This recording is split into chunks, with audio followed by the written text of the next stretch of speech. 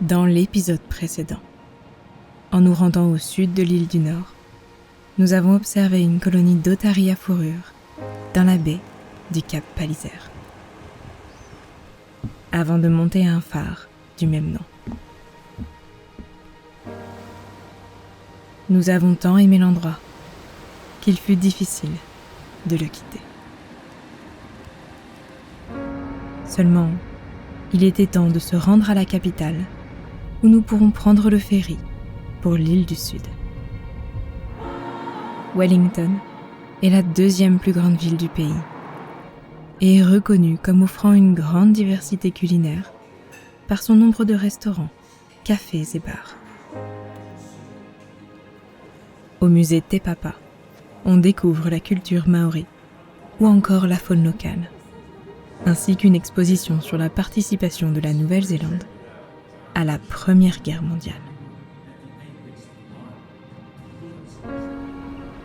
Un cable car nous permet de monter au sommet du mont Victoria.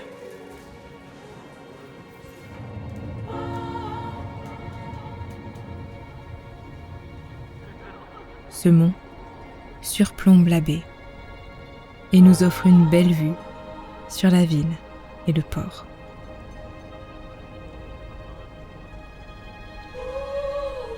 En se levant très tôt le lendemain, nous avons droit à un lever de soleil haut en couleur. Cette ville est aussi appelée Windy Wellington, car de forts vents soufflent dans la région.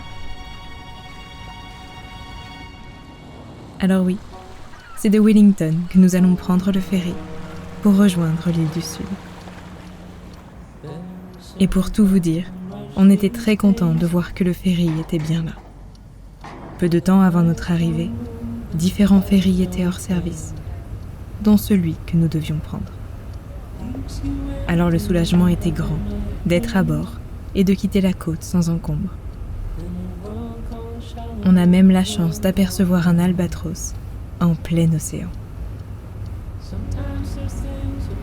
À bord du Kaiarai, la traversée se fait en seulement 3 heures, durant lesquelles on navigue au milieu des Marlborough Sounds. Arrivé sur l'île du Sud, notre choix d'itinéraire se tourne vers la péninsule d'Abel Tasman.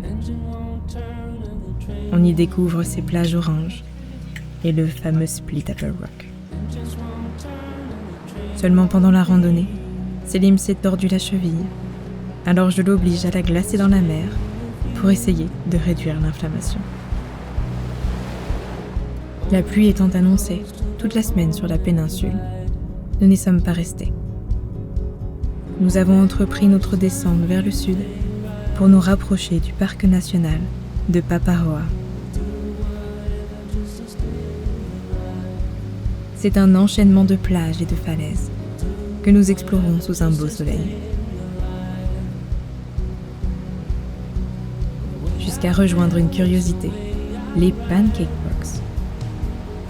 Ces formations rocheuses faites de couches de calcaire superposées ressemblent un peu à un empilement de pancakes, d'où leur nom. On y profite du spectacle de l'océan qui s'engouffre avec force au travers des cavités et trous présents dans les roches. En allant vers les gorges d'Hokitika, nous avons rencontré une famille de weka, des oiseaux endémiques de Nouvelle-Zélande.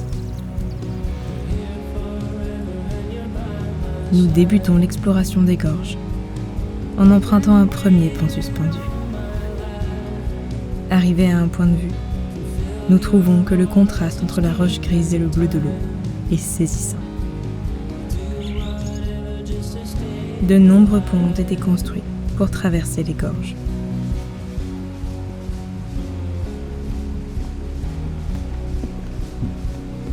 Le sentier serpente dans la forêt et nous y croisons même des champignons bleus, bien évidemment toxiques. La couleur ne trompe pas. La fin de journée approchant, nous nous rendons à la plage d'Hokitika pour observer le soleil se coucher.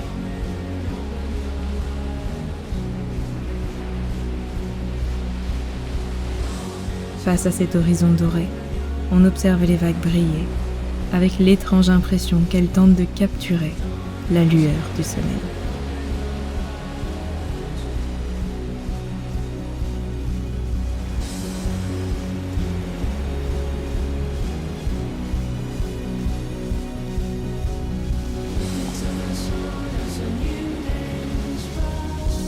Il ne nous reste plus qu'à trouver un endroit où passer la nuit.